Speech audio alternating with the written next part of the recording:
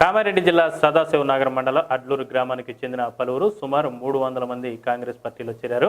వారు మీడియాతో మాట్లాడుతూ కేసీఆర్ ఏ ఒక్క హామీలు నెరవేర్చలేదని అన్నారు.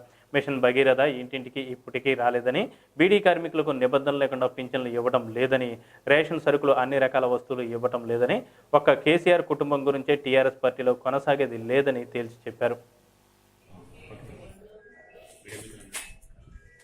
ఈరోజు మా అభివృద్ధి గ్రామం నుంచి దాదాపు 300 మంది మా మండల అధ్యక్షుడైనటువంటి మూడేళ్ల సంవత్సరంలో గ్రౌండ్లో మన కాంగ్రెస్కు సపోర్ట్గా పాత కార్యకర్తలు టీడీపీ నుంచి కాంగ్రెస్ సానుభూతిగా కాంగ్రెస్ వాళ్ళని చేరడం జరిగింది.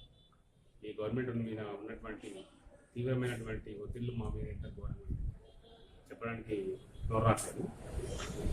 పోతే ఇవాళ ఆయన గవర్నమెంట్ ఇస్తానటువంటి హామీలను ఏం చూసుకున్నా మనకు ఎడవాలి రైతులు సీఎం అన్నాడు, 3 ఎకరాల భూమి అన్నాడు, పోతే కేజీ 2 కేజీ విద్య అన్నాడు, మళ్ళీ పోతే డబుల్ బెడ్రూమ్ ఇల్లు అన్నాడు, విద్యార్థులకు ఫీజు అలవెన్స్ అన్నాడు. ఎటువంటి పనులు వాళ్ళు జరగలేదు. మనం కోరుకున్న పనులు కాదు. తెలంగాణలో 1200 మంది విద్యార్థులు వాళ్ళ బలిదానం చేసుకుంటారు. అటువంటి ఆ బలిదానం మీద మనకు ఏర్పడినటువంటి తెలంగాణలో ఆయన ఏకఛత్రాధిపత్యం కాంగ్రెస్ పార్టీ ఆ రోజు తెలంగాణ ఇవ్వడానికి ముఖ్య కారణం ఆంధ్రప్రదేశ్లో నష్టపోతాం తెలిసి కూడా తెలంగాణలో ఇవ్వడానికి కారణం ఏంటంటే విద్యార్థులు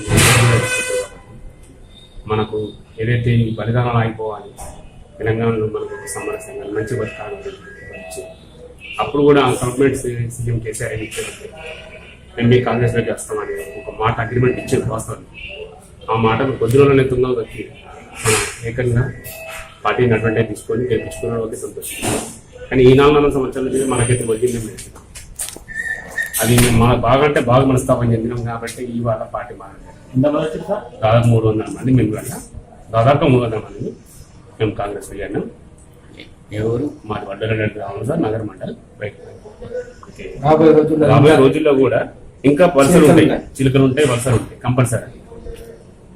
ఏదేమైనా కానీ ఒక ప్రజలలో ఉన్నటువంటి సామాన్యుడు బతకాలంటే మాత్రం ఈ గవర్నమెంట్లో కొన్ని విషయాలు బయటకు చెప్పుకొని ఉంటున్నాయి, చెప్పుకోలేకపోతున్నాం కూడా. ఒక మామూలుగా ఇల్లు కట్టుకుందాం అనుకుంటున్నాం, ఒత్తిళ్ళు ఉంటుంది. అటువంటి ఒత్తిళ్ళు ఉంటే ఎవరు చెప్పుకుంటాం? అధికారులు చెప్పుకుంటాం. అధికారులు నెరవేర్చాలి. అధికారులు ఏమంటే ఈ అధికారం పార్టీ ఉన్నప్పుడు మనం ఏం చేయలేం. అటువంటి చాలా విషయాలు ఉన్నాయి చెప్పుకుందామని. ఒక మనిషికి ఎప్పుడైనా సరే లోపల అంతరాత్మాన్ని చనిపోయిన రోజు ఏ గవర్నమెంట్ ముందు పడలేదు. ఒక మనిషి స్వభావాన్ని బట్టి, ఒక కార్యకర్త స్వభావాన్ని బట్టి ఒక పార్టీ నడుచుకోవాలి. కానీ ఒక కార్యకర్త ఎవరైతే లీడర్ ఉన్నారో ఆ లీడర్ కోసం ఒక రాష్ట్రం నడవడం అంటే నడవలేదు, ఎక్కడ కూడా నడవలేదు. ఇవాళ కేసీఆర్ ఫ్యామిలీ కోసం మన రాష్ట్రం మొత్తం బలి కావాల్సిన అవసరం అయితే లేదు. ఇప్పుడే కాదు, రేపటి రోజున ఉండొద్దనే ఉద్దేశంతో ఖచ్చితంగా ఈసారి వచ్చే ఎలక్షన్లో మాత్రం మనం అందరం కలిసి బుద్ధి చెప్పాలని ప్రజలకు పిలిపిస్తున్నాం.